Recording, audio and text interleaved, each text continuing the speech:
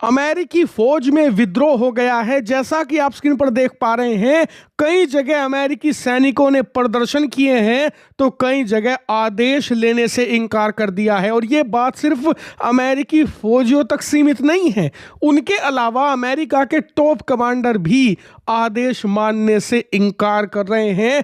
कई ने तो डोनाल्ड ट्रंप के मुंह पर कह दिया है कि हम आपका ये ऑर्डर नहीं मानने वाले। और इसके दो बड़े कारण हैं। सबसे बड़ा कारण है अमेरिकी फौजियों में बढ़ता असंतोष। आप स्क्रीन पर देखिए, द वॉशिंगटन पोस्ट की रिपोर्ट है जिसमें बताया गया है कि डोनाल्ड ट्रंप अतिरिक्त दबाव डाल रहे हैं अमेरिकी फौजियों पर। कैसा दबाव? दरअसल हाल ही में अमेरिका का सबसे बड़ा एयरक्राफ्ट कैरियर है यूएसएस जेराल्ड आर फोर्ड। और यह सिर्फ सबसे बड़ा हथियार नहीं है, यह अमेरिकी शक्ति का प्रतीक माना जाता है। आज की तारीख में अमेरिकी नौसेना का फेस है और पिछले कई महीनों से इसे वेनेजुएला के पास समुद्री इलाके में तैनात किया गया था। और जब वेनेजुएला के राष्ट्रपति निकोलस मदुरो को गिरफ्तार किया गया, उन्हें पकड़ा वेनेजुएला में घुसकर, तो यूएसएस जेराल्ड आर फोर्ड ने अहम रोल अदा किया था। यहीं से लड़ाकू विमानों ने उड़ान भरी थी। इससे आप समझिए कि यह कितना ज्यादा क्रूशल है अमेरिकी फौज के लिए।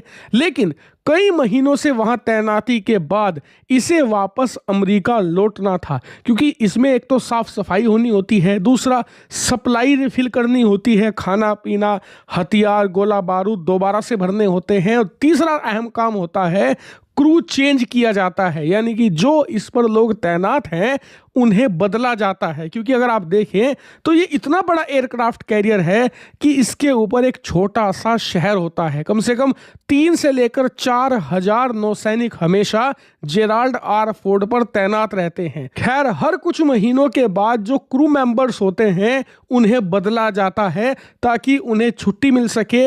लगातार कई महीनों तक ड्यूटी पर रहने के दौरान वो भी थक जाते हैं, फटीग होता है, मेंटल स्ट्रेस होता है।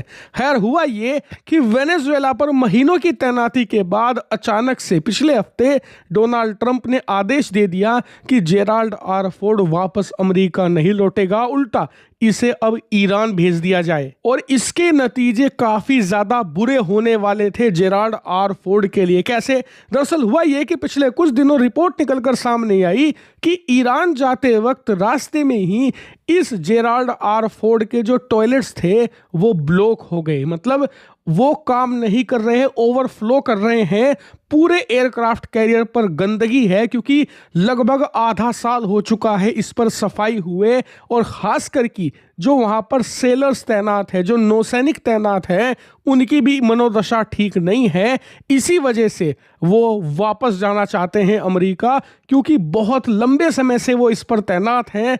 गंदगी भी हो गई है और साथ ही मेंटल फटीग भी है। और हो भी क्यों ना, क्योंकि इन महीनों के दौरान कई नौसैनिक मारे भी गए हैं। जी हाँ, बीमारी की वजह से, हार्ट अटैक की वजह से कई नौसैनिक की जान भी गई है। उनके शव ज्यों के त्यों हैं इस एयरक्राफ्ट कैरियर पर। और ये स्थिति सिर्फ जेराल्ड आर फोर्ड की नहीं है, ज्यादातर अमेरिकी जंगी बेड़ों के ही हालात है। कई जगह 2 बार, 3 बार, 4 बार तक सर्विस को एक्सटेंड कर दिया गया है। मतलब कई एयरक्राफ्ट कैरियर ऐसे हैं जहां पर क्रू को अब तक 3 बार छुट्टी मिल जानी चाहिए थी। उन्हें लगातार बिना रेस्ट दिए लगातार एक जगह से दूसरी जगह भेजा जा रहा है, जिस वजह से उनमें गुस्सा ज्यादा है। और इसका फायदा अमेरिका के दुश्मन भी उठा रहे हैं। जो ईरान है, उनके समर्थित सोशल मीडिया अकाउंट्स ये बात फैला रहे हैं कि नौसैनिक ईरान के खिलाफ लड़ना नहीं चाहते, इसीलिए तौलिए कपड़े फंसा रहे हैं जानबूझकर टॉयलेट्स में, उन्हें ब्लॉक कर रहे हैं ताकि उन्हें छुट्टी मिल जाए।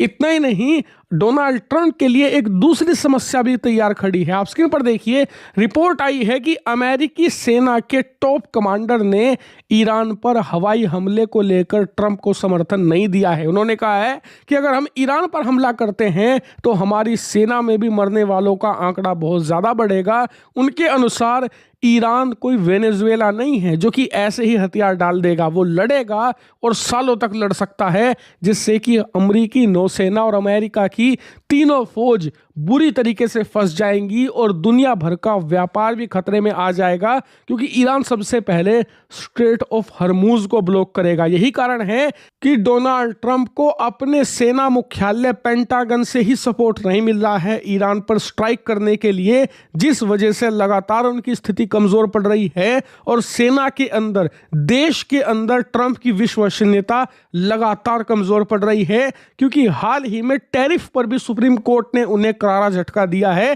इसी वजह से उनकी जो स्ट्रॉन्ग मैन की छवि थी, मजबूत नेता की छवि थी, उसे करारा धक्का लगा है। देखने वाली बात ही होगी कि क्या इन सब विरोधाभासों के बावजूद वो ईरान पर हमला करने का निर्णय लेंगे, क्योंकि वो तो लगातार यही कह रहे हैं कि मैं एक लिमिटेड स्ट्राइक के पक्ष में हूं ईरान के ऊपर, और आने वाले हफ्तों में अगर ईरान हमारी शर्तें नहीं मानता तो हम एक बड़ी स्ट्राइक करेंगे, लेकिन लिमिटेड एरिया में, ताकि जो ईरान की टॉप लीडरशिप है बस उसी का सफाया किया जा सके, एक लार्ज स्केल युद्ध ना हो। लेकिन आप मुझे कमेंट करके बताइए कि जो इस समय अमेरिकी नौसैनिकों की हालत है, क्या उन्हें छुट्टी दी जानी चाहिए थी? क्या क्रू बदलने का वक्त दिया जाना चाहिए था, या फिर नौसैनिकों को आंख बंद करके ट्रंप के आदेशों का पालन करना चाहिए? जो भी आपका ओपिनियन है कमेंट करके जरूर बताइएगा।